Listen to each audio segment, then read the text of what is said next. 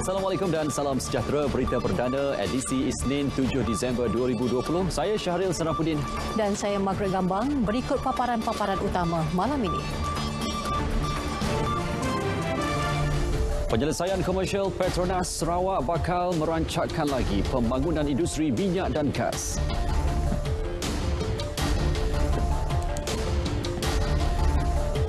UMNO, BN dan Muafakat Nasional adakan mesyuarat bermula malam ini bincang pembentukan kerajaan negeri Perak.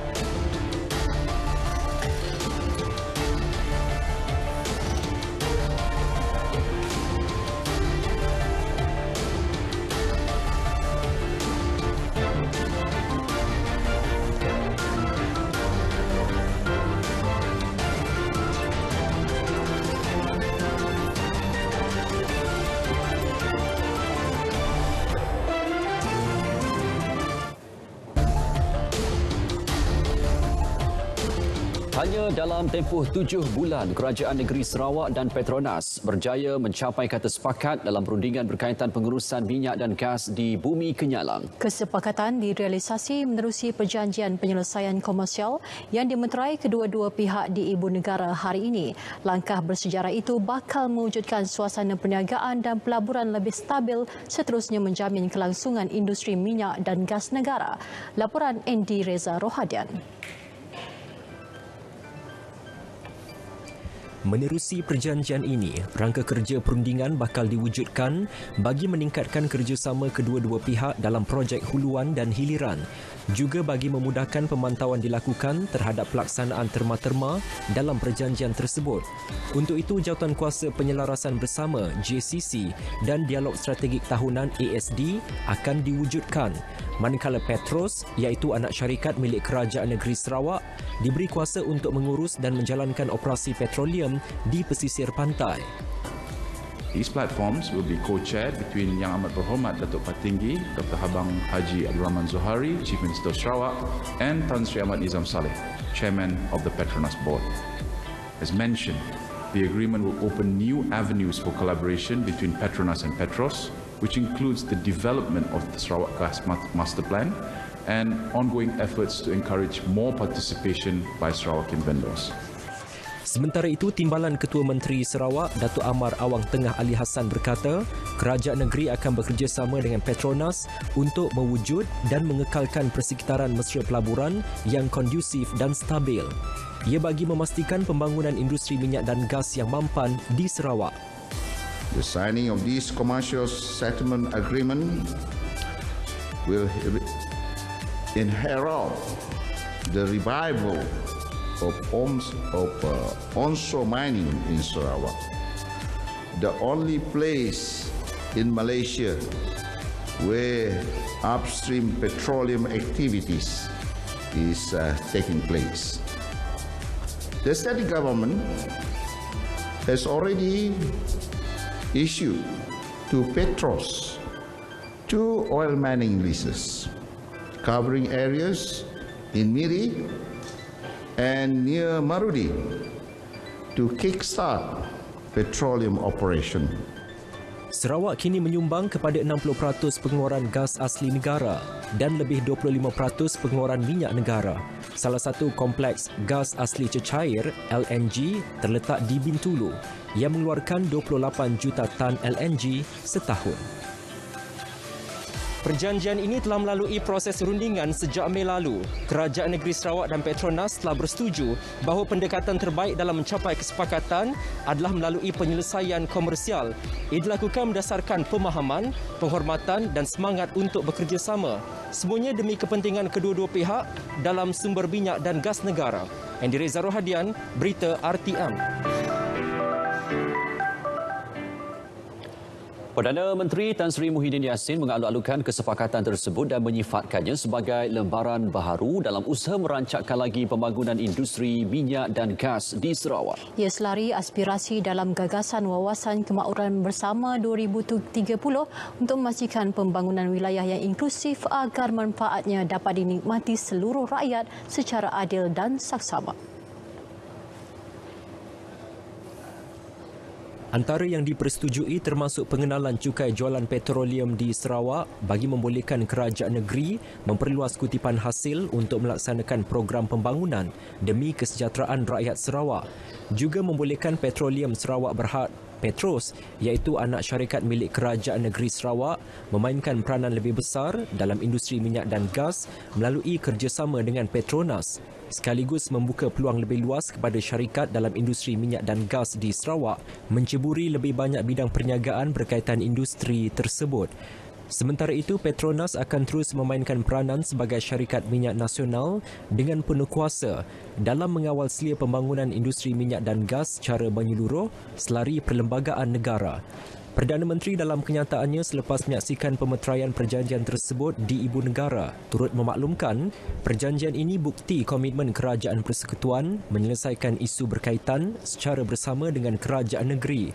Perjanjian ditandatangani Setiausaha Kerajaan Negeri Sarawak, Datuk Amar Jaul Samion dan Pemangku Peguam Besar Negeri Sarawak, Safri Ali bersama Presiden merangkap Ketua Pegawai Eksekutif Kumpulan Petronas, Tengku Muhammad Taufik dan Naib Presiden Kanan Pengurusan Petroleum Malaysia, Muhammad Firoz Asnan. Ia turut disaksikan Ketua Menteri Sarawak serta beberapa Menteri Persekutuan dan Negeri Sarawak.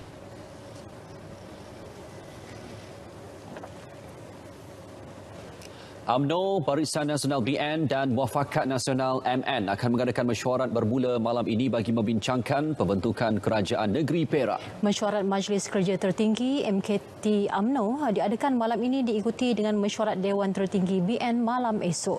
Laporan lanjut bersama wartawan Dian Fatihah Makno di PWTC. Silakan Dian.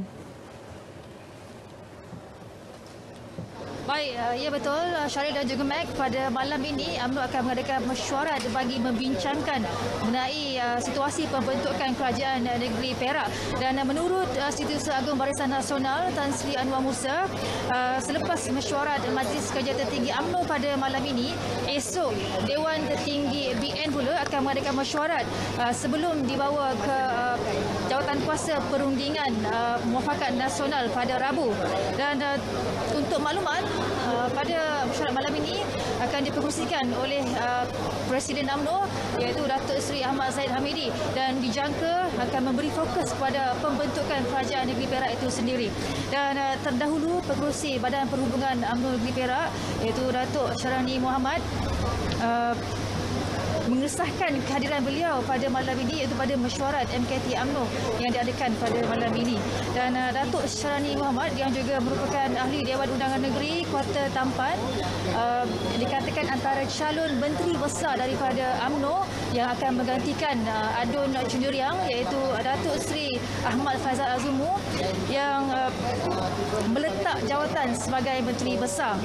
Dan pada Jumaat lalu dalam persidangan DUN, Datuk Seri Ahmad Faizal dikatakan gagal untuk memperoleh undian majoriti pada dalam usul undi kepercayaan terhadapnya, dan beliau meletakkan jawatan sebagai menteri besar pada keesokan harinya. Dan semalam Timbalan Presiden PAS iaitu Datuk Seri Tuan Ibrahim Tuan Man turut memaklumkan bahawa pucuk pimpinan PAS juga akan mengadakan perbincangan mengenai isu pembentukan Kerajaan Negeri Perak itu, di mana ia akan membincangkan sama ada parti itu akan terlibat ataupun sebaliknya. Dan untuk makluman, dibahagikan sejak petang tadi, beberapa pimpinan UMNO telah berada di sini. Ini berikutan sebelum itu mereka telah menghadiri mesyuarat Biro Politik UMNO di sini yang turut diadakan pada hari ini. Dan sekian dulu perkembangan dari PWTC, dan untuk itu kita bersama rakan penyampai di Agasa Beli. Baik, terima kasih Dian secara langsung dari PWTC. Kita ke perkembangan berikutnya.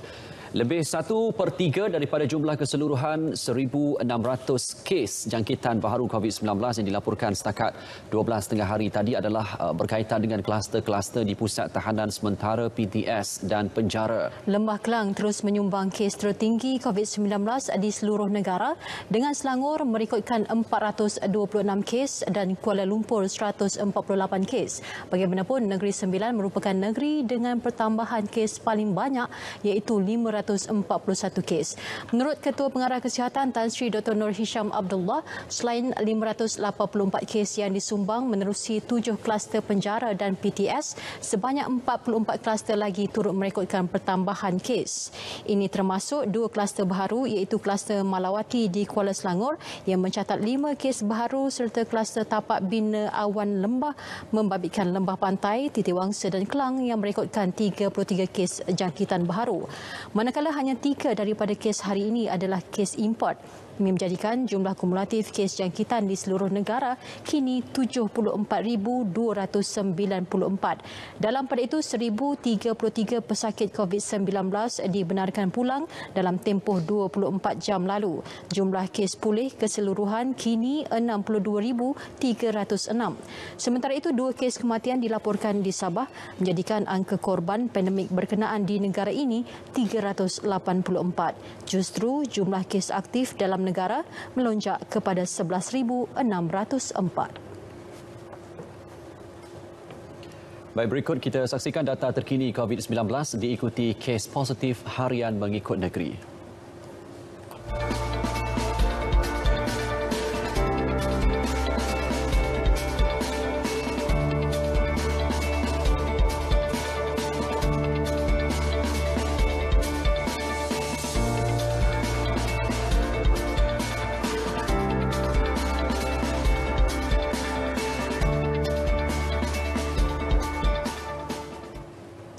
Dalam pada itu, program saringan pekerja asing yang bermula 21 November lalu mula menampakkan impak.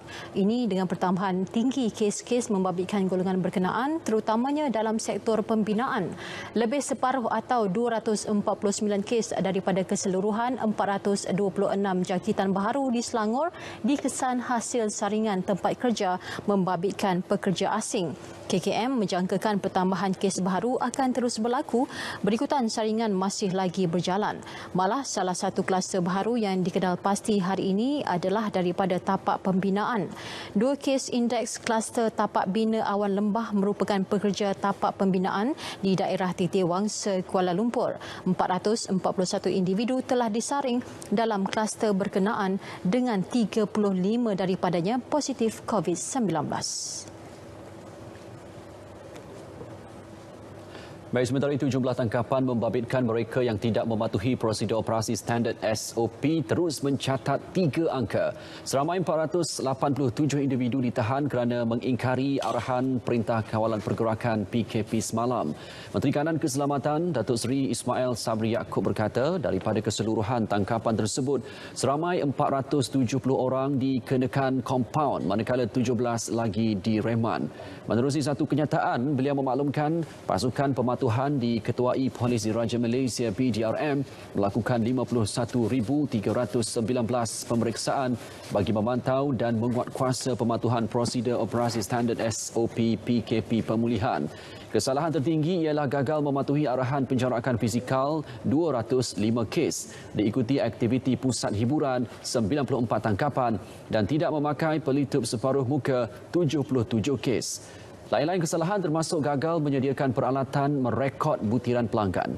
Sementara itu, 25 pendatang asing tanpa izin parti dan seorang tekong telah ditahan menerusi 292 sekatan jalan raya Op Penawar dan Op Benteng. Dalam pada itu, 39 operasi sanitasi awam dilaksanakan di 15 negeri semalam. Ia termasuk 13 zon merah dan 3 zon jingga. Sementara itu, Perintah Kawalan Pergerakan diperketatkan PKPD di Penjara Seremban dan Kuartus Penjara Seremban Negeri Sembilan yang berakhir hari ini dilanjutkan sehingga 21 Disember 2020. Menurut kenyataannya, sehingga 4 Disember lalu, Kementerian Kesihatan KKM telah melaksanakan 1,582 ujian saringan dan sebanyak 964 kes positif COVID-19 telah direkodkan di penjara berkenaan yang melibatkan tahanan tangan dan kaki tangan. KKM turut mengesahkan terdapat baki 185 sampel saringan melalui ujian saringan kedua yang masih menunggu keputusan. Datuk Seri Ismail Sabri turut memaklumkan PKPD di Kampung Sabah Baru Lahad Datu, Sabah ditamatkan hari ini selepas tiada sampel saringan yang masih menunggu keputusan. Sehingga kini KKM telah melaksanakan 2,054 ujian saringan dan sebanyak 382 kes kumulatif positif COVID-19 telah direkodkan di lokaliti tersebut. Pergerakan rentas daerah dan negeri yang dibenarkan di seluruh negara kecuali di kawasan PKPD bermula hari ini dimanfaatkan warga kota untuk pulang ke kampung dan melancong. Hari ini aliran trafik di Lebuh Raya Utara Selatan Plus masih lancar tetapi dijangka sesak hujung minggu ini. Ikuti tinjauan Revin Samugam di Plaza Tol Jalan Duta Kuala Lumpur. Tinjauan saya selama 3 jam bermula pukul 11 pagi tadi mendapati aliran trafik lancar dan pengguna lebuh raya bersyukur dan menyambut baik langkah kerajaan membenarkan rentas negeri dan daerah. Mereka berpendapat kebenaran itu akan menyokong aktiviti ekonomi domestik termasuk pelancongan sekaligus membuka ruang untuk pemulihan ekonomi yang terkesan akibat penularan virus COVID-19. Bagi saya ini satu-satu peluang untuk rakyat Malaysia untuk dari segi ekonomi dan juga pembelajaran untuk lebih ke arah majulah. Macam saya bagi seorang pekerja ia merupakan satu benda yang baik kerana kita boleh bebas untuk mencari rezeki. It's a very good news for us to visiting our customer, which is in Penang. Long time we never give them any customer service, so it's very good for us. Saya rasa bersyukur sangat sebab dah lama dah tak dapat jumpa mak adik yang ada dekat kampung kan. So memang rasa seronok sangat lah. Saya rasa satu berita yang gembira jugalah sebab boleh melawat family saudara mara kita. Sebab dalam Deepawali semua ni pun tak pergi mana-mana. So ni satu peluang untuk kita melawat saudara mara kita lah. Sementara itu, Ketua Kecemerlangan Operasi Plus, Muhammad Yusof Abdul Aziz menasihatkan pengguna agar membuat urusan tambah nilai kad Touch 'n Go lebih awal sebelum memasuki lebuh raya. Jelas beliau, pihaknya bersiap sedia jika berlaku peningkatan aliran trafik berikutan penggunaan lebuh raya yang dijangka meningkat pada hujung minggu ini. Buat masa ini, sebelum pengumuman ini dibuat oleh pihak kerajaan baru-baru ini, kadar purata trafik di Lebuh Raya Plus ini pada harian adalah di dalam lingkungan lebih kurang 1 juta. Manakala di hujung minggu menyusut ataupun menurun separuh, lebih kurang 500,000. Dan kami menjangkakan dengan pengumuman ini pastinya akan ada kadar kenaikan yang ketara, terutama sekali trafik di hujung minggu. Contohnya pada hujung minggu ini di mana terdapatnya cuti umum di Selangor, di mana hari keputeraan di Sultan Selangor jatuh pada hari Jumaat, maka cuti akan panjang selama 3 hari. Jadi kita jangkakan trafik akan meningkat dengan kadar yang baiklah sebenarnya. Ini bukanlah masanya untuk kita sebenarnya untuk berebut pulang ke kampung ataupun untuk merentas daerah dan negeri. Kita masih lagi sebenarnya dalam keadaan seperti mana saya cakap tadi ya. Jadi sebenarnya apa yang harus kita buat adalah kita harus bertanggungjawab. Kita harus merancang perjalanan kita.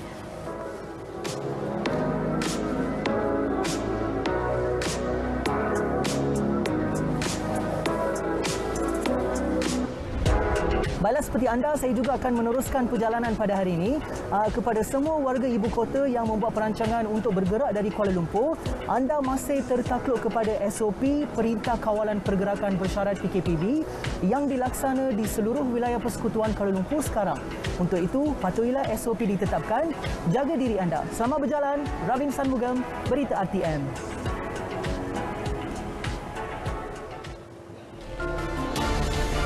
Baik, tiada kompromi soal keselamatan dan keberkesanan vaksin COVID-19. Paparannya seketika nanti.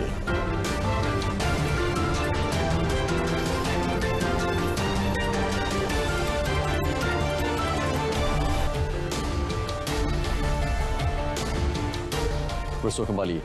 Dadah jenis metafetamin seberat 240 kg dan ekstasi seberat 9.3 kg berjaya dirampas Agensi Penguatkuasaan Maritim Malaysia APMM Pulau Pinang. Ia rampasan dadah terbesar tahun ini dan turut dirampas sebuah bot dengan 2 enjin sangkut bernilai RM150,000. Keseluruhan nilai rampasan bernilai RM10.68 juta. Kejayaan itu hasil tindakan pantas APMM yang berjaya mematahkan kegiatan penyeludupan masuk dadah yang didalangi lelaki warga negara Indonesia dalam satu operasi pemantauan Op Pertiwi. Rampasan itu dibuat pada malam pada 3 Disember lalu. Menurut Pengarah Maritim Pulau Pinang, Kapten Maritim Abdul Razak Muhammad, pihaknya menemukan sebuah bot rekreasi dalam pergerakan mencurigakan di sekitar 3.0 Batu Nautika Barat Daya Pulau Betong. Ketika operasi dilakukan, suspek telah mencampakkan beberapa objek ke laut sebelum terjun. Hasil pemeriksaan mendapati objek yang dicampak adalah 9 beg pakaian yang mengandungi bungkusan dadah.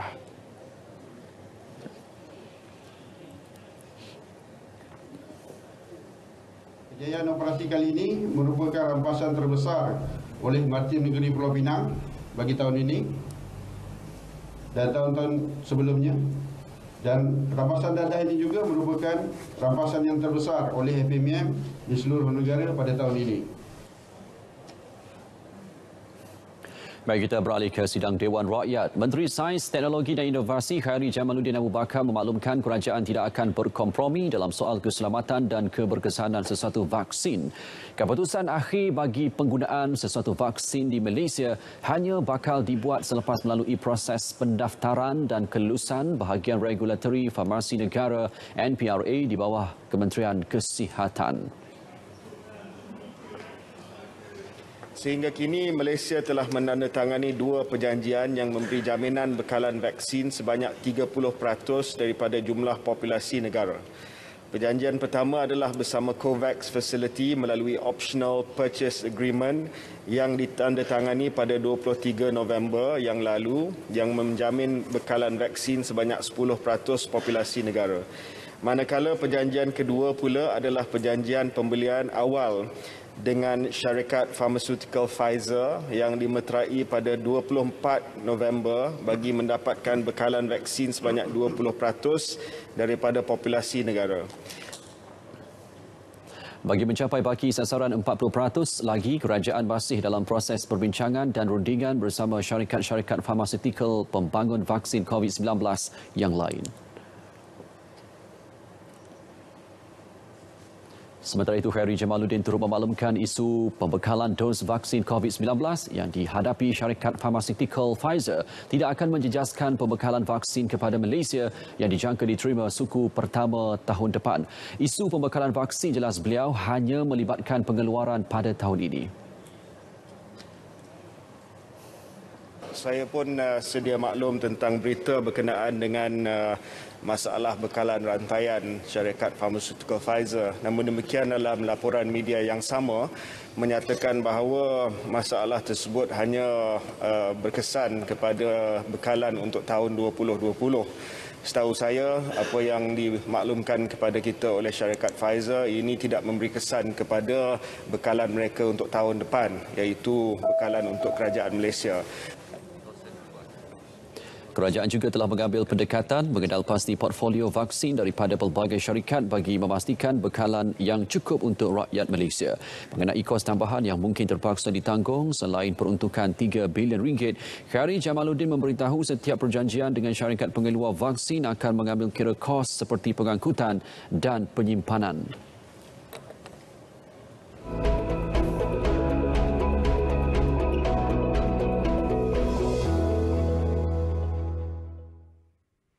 Assalamualaikum dan salam sejahtera.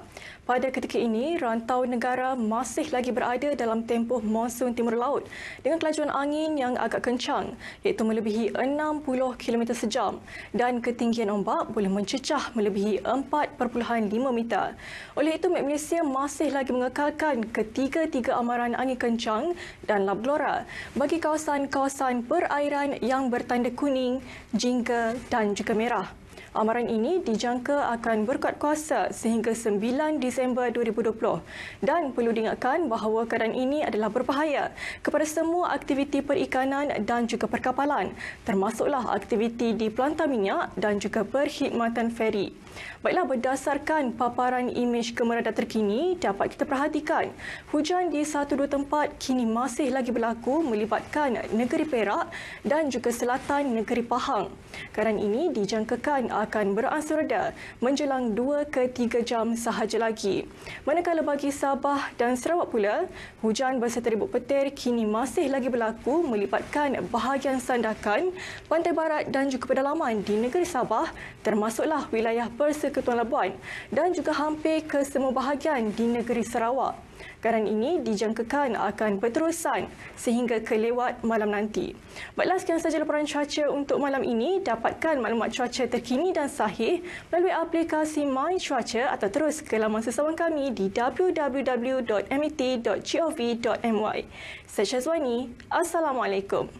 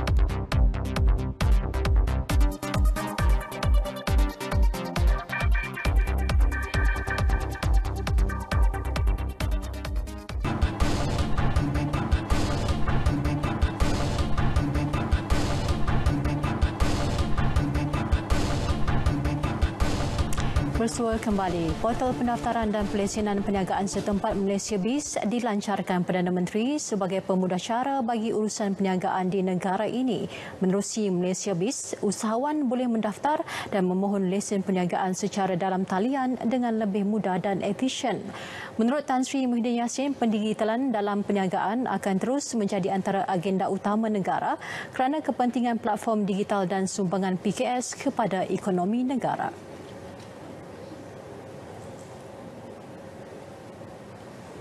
2019, PKS telah menyumbang sebanyak 38.9% pada keluaran dalam negara kasar KDNK berbanding 38.3% pada tahun 2018. Manakala sebanyak 45% daripada KDNK disasarkan menjelang tahun 2025 dan 50% pada tahun 2030. Oleh sebab itu, langkah-langkah untuk menjana pertumbuhan PKS akan terus diberi keutamaan melihat pada trend pembelian dalam talian pada hari ini yang menunjukkan potensi PKS untuk berkembang secara pesat. Dengan itu, proses pendigitalan dalam kalangan peniaga dapat dipermudahkan. Perdana Menteri turut menggesa usahawan kecil dan sederhana serta mikro memanfaatkan peluang untuk memperkukuh perniagaan masing-masing melalui portal Malaysia BIS. Portal itu dibangunkan bersama oleh Unit Pemodenan Tadbiran dan Perancangan Pengurusan Malaysia Mampu Jabatan Perdana Menteri dan Kementerian Pembangunan Usahawan dan Koperasi serta SME Corp. Rakuten Trade Research menjangkakan ringgit bakal mengukuh antara RM3.80 hingga RM3.90 berbanding dolar Amerika pada 2021. Ketua penyelidiknya, Kenny Yee, berkata ia berikutan sentimen mata wang yuan yang diramal meningkat berbanding dolar Amerika disebabkan jangkaan ketidaktentuan pentadbiran baharu Amerika Syarikat pada tahun hadapan. Dalam taklimat kepada media secara webinar pada Isnin, syarikat penyelidikan itu turut menjangkakan penanda aras posisi Bursa Malaysia KLCI, FBM KLCI dijangka ditutup pada tahap 1.620 mata pada 2020. Ia turut disokong pemulihan berterusan di tengah-tengah perkembangan positif dalam pembangunan vaksin COVID-19. Ketersediaan vaksin yang dijangka pada tahun hadapan itu juga bakal merangsang kembali sektor pelancongan, kewangan dan peladangan. Rapid Bus sendirian berhad yang mengendalikan perkhidmatan bas di Lembah Kelang dan Selangor, Pulau Pinang, Pahang dan Perak kini melaksanakan penyusunan semula laluannya. Ia bagi mengoptimumkan sumber dan aset khususnya dengan pelbagai cabaran dan kekangan akibat penularan COVID-19.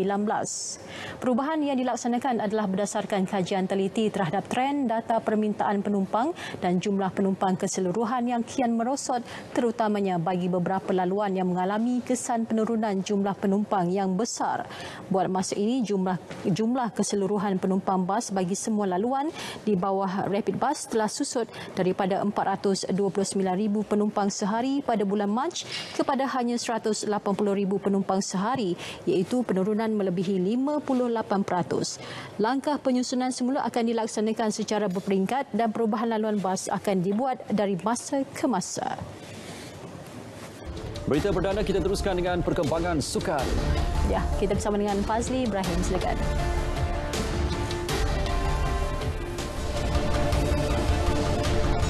Safawi terus kempunan beraksi di Liga Primera.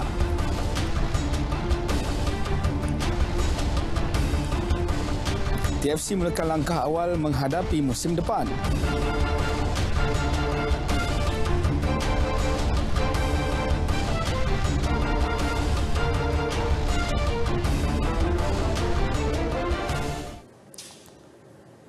Terima kasih Fatil dan juga Mac. Terima kasih juga diucapkan di atas kesetiaan anda.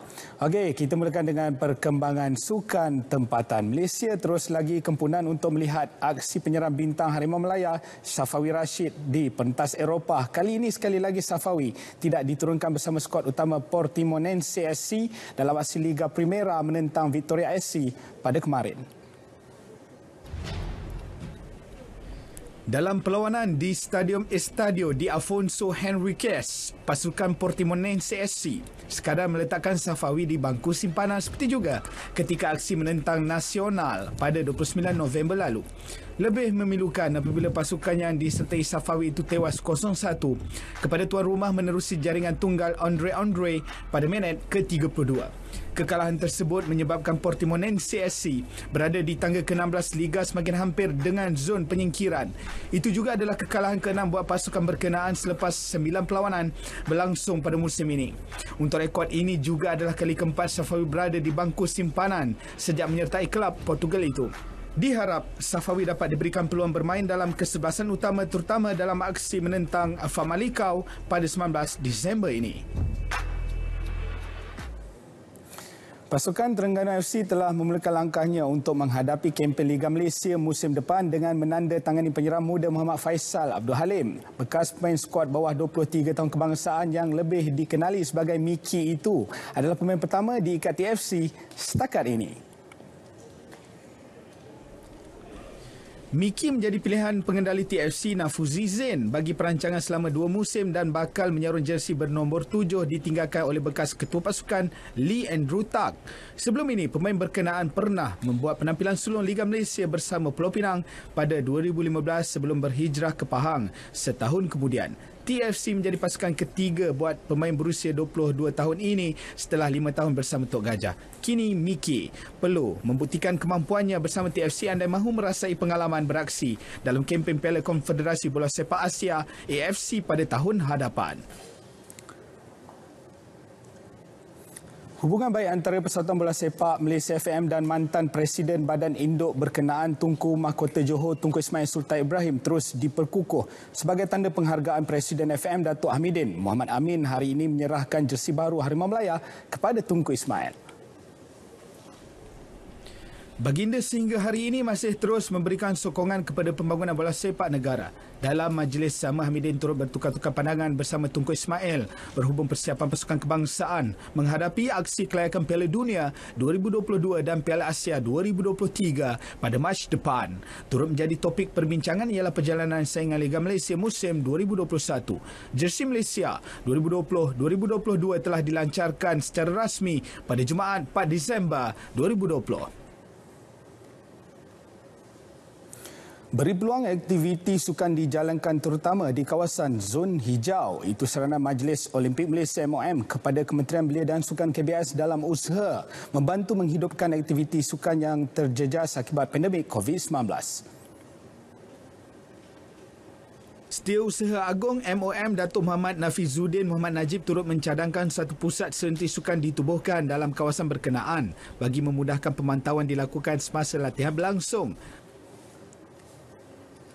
Kita lihat di mana kawasan dah kawasan hijau, kita perlu berikan mereka ruang untuk dapatkan satu SOP di mana mereka boleh aktifkan balik acara mereka. Sebab kita lihat di tempat-tempat di mana tempat hijau yang tak ada kes, mereka free untuk adakan aktiviti, dan kita harap ada idea-idea yang macam mana contohnya di EPL, football UK, dan mereka teruskan pertandingan walaupun tak ada spectator.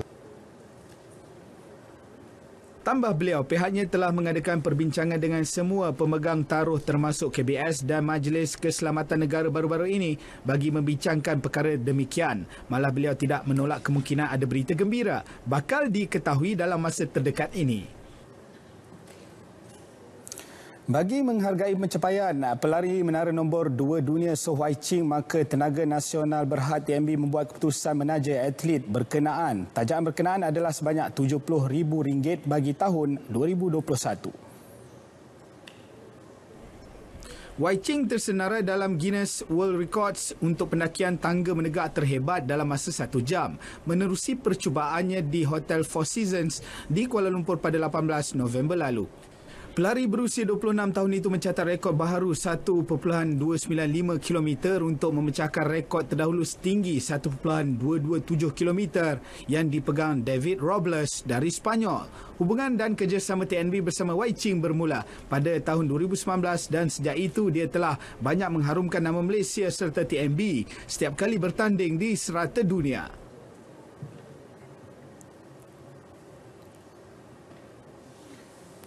Bekas pemain sepak takraw negara Muhammad Kamal Ishak yang lumpuh akibat kemalangan tahun lalu mendapat perhatian pengurusan Sekretariat Kejaya dan Pendidikan Atlet MES Majlis Sukan Negara yang hadir memberikan bantuan serta sumbangan. Bantuan dan sumbangan disampaikan Menteri Belia dan Sukan Datuk Seri Rizal Merican Naina Merican yang mengadakan kunjungan ke kediaman Muhammad Kamal pada semalam. Turut hadir Presiden Persatuan Sepak Takraw Malaysia Datuk Ahmad Ismail dan pengarah bahagian atlet MSN Jeffrey Ngadirin. Muhammad Kamal merupakan pemain sepak takraw negara yang telah menyumbang pelbagai kejayaan kepada Malaysia sejak 2015. Antara pencapaiannya ialah ketika memenangi pingat perak Sukan C 2017 di Kuala Lumpur dan Sukan Asia 2018 di Jakarta. Perjam negara berusia 27 tahun itu terlibat dalam kemalangan kereta pada Februari 2019 dan terpaksa menjalani pembedahan belakang sehingga menyebabkan dirinya lumpuh.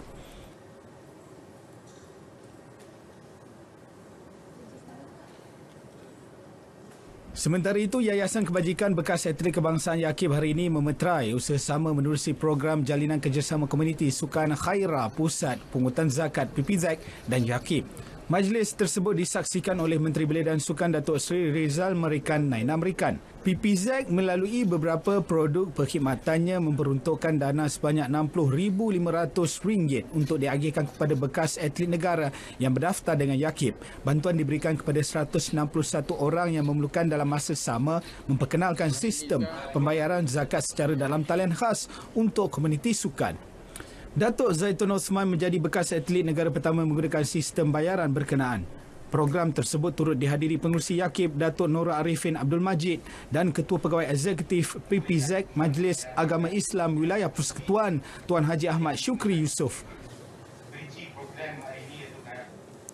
Dalam perkembangan lain, Al-Ihsan Sports bersama selebriti Nabil Ahmad yang juga Duta Produk Masuri serta syarikat Raudatul Momtaz menyampaikan sumbangan kepada penduduk terjejas banjir di Kampung Batu Tiga Mambau menerusi program Tanggungjawab Sosial Korporat CSR.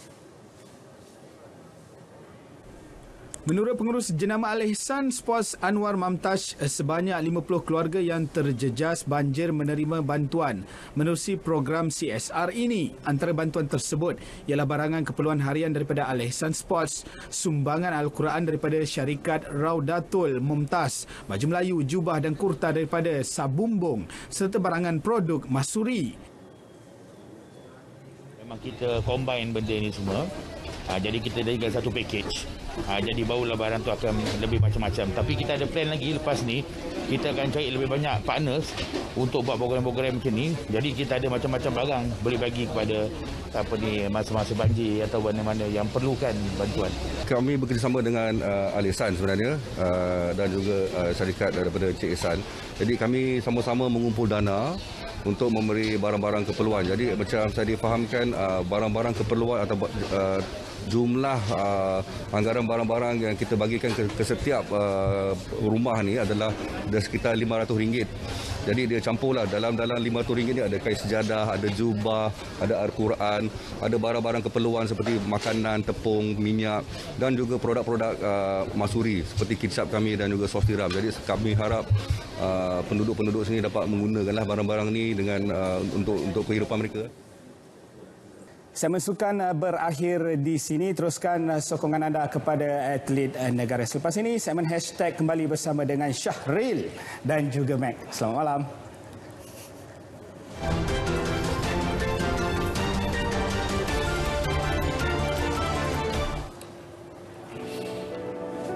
Mayat seorang lelaki dikebumi dalam posisi duduk selepas melalui proses pengawitan secara ekstrim. Sheikh Lewis, 29 tahun, mati ditembak di rumahnya di Trinidad dan Tobago pada 15 November lalu. Dalam insiden itu, bapanya turut berkorban namun mendiang dikebumikan seperti biasa berbanding Lewis yang agak istimewa. Dennis Funeral Home memberitahu mayat Lewis dikebumi secara duduk atas permintaan keluarganya.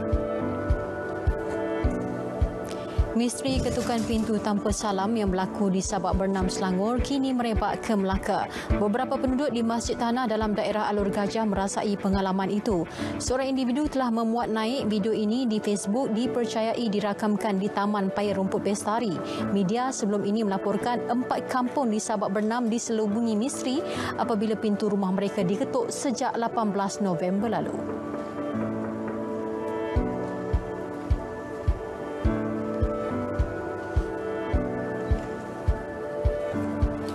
Baik, ini pula di Indonesia. Sebuah mesin juruwang automatik ATM menarik perhatian ramai kerana skrin paparannya berada di bahagian atas mesin.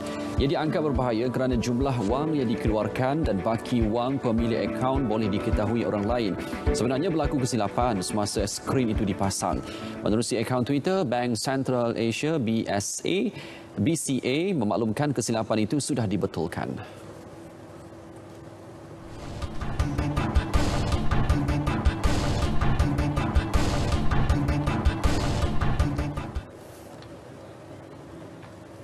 Memburu Rindu dan Rendang Tak Berbuah, antara lagu yang memberi impak besar dalam kerjaya seni penyanyi Datuk Hatan. Baru-baru ini Datuk Hatan mengadakan sesi jamming bagi mengutip derma untuk penulis lirik lagu tersebut, Bob Lokman, yang mengalami masalah kesihatan berkaitan jantung. Banyaklah sangat manis dengan Bob Lokman ni. Dari zaman dulu, dari zaman susah sampai senang. Masa tu dia menjadi manager Wing semua. Saya masa tu dah duduk dengan Wing semua. Jadi terus pasal saya kata 3 suku perjalanan industri saya ni dengan Bob. Jadi Bob ni ada, dan lepas tu Bob relax sekejap. Saya tarik dia keluar balik buat lirik. Saya berjaya pujuk dia, akhirat dia depan. Walaupun Bob dah cukup untuk operate, tetapi Bob ni dia jenis tak suka menyusahkan orang. Dia WhatsApp saya pun dia akan cakap, "Tan, kok tayar susah kan." Ya. Tapi 3 suku perjalanan saya dalam dunia seni ni saya dengan Bob. Tak percaya tanya Bob 3 suku perjalanan saya dalam industri ni dengan Bob. Lagu saya mula meletup pun Memburu Rindu dengan Bob. Meskipun kemampuan vokalnya sering dipersoal, penyanyi Nabila Razali terus optimis dan tidak pernah berputus asa. Malah kecaman yang diterima menjadi pendorong untuk terus mengukuhkan namanya dalam industri seni. Selepas menceburi bidang nyanyian dan lakonan serta pelantikan sebagai duta produk, Nabila kabarnya sedang merangka strategi menceburkan diri dalam bidang perniagaan makanan.